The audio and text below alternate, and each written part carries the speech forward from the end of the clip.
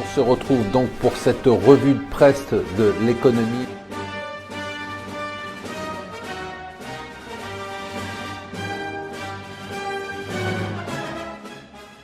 Bonjour et bienvenue sur Mon Financier. Nous sommes une journée très particulière puisque c'est le lundi 29 février, une fois tous les 4 ans. C'est donc la revue de presse de l'Écho, une revue de presse qui est marquée par le G20. Alors est-ce que ça a été un G20 pour rien? Il va en falloir beaucoup des G20. Il va falloir plus de crises pour que les gens se décident à se bouger. En tout cas, ce qui s'est passé, c'est que les Américains et les Allemands se sont affrontés. Les Allemands disent on ne fera pas de relance tant que certains pays, ils n'ont pas cité la France, mais ils y pensaient fortement, n'auront pas fait leurs réformes. Et les Américains disent, nous on en a marre de porter toute la croissance mondiale. Il faudrait quand même que les pays à surplus, comme l'Allemagne, fassent des politiques de relance. Donc comme on le voit, ce n'est pas encore le G20 de la coordination.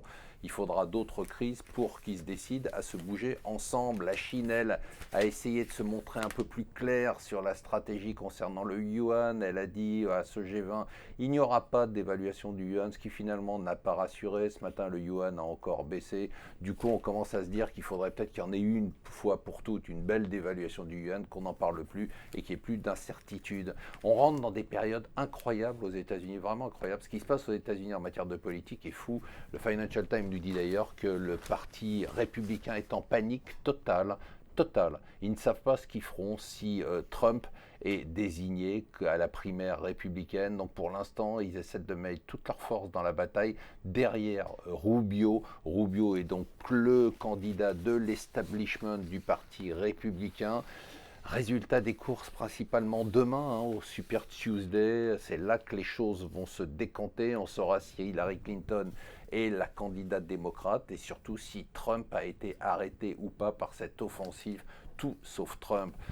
Warren Buffett, chaque année, on attend sa lettre aux actionnaires. Celle-ci était particulièrement savoureuse. C'était, comme nous disent les Échos, une leçon d'optimisme. C'est-à-dire qu'il a dit, en gros, eh bien, les gens aujourd'hui se plaignent, mais ils vivent mieux aujourd'hui que ne vivait Rockefeller à son époque en termes d'éducation, de santé, de logement, de communication. À méditer donc, et à méditer aussi l'impact de la baisse des prix du pétrole. Vous savez, on se pose toujours la question de savoir est-ce que c'est bien, est-ce que c'est mauvais la baisse du prix du pétrole.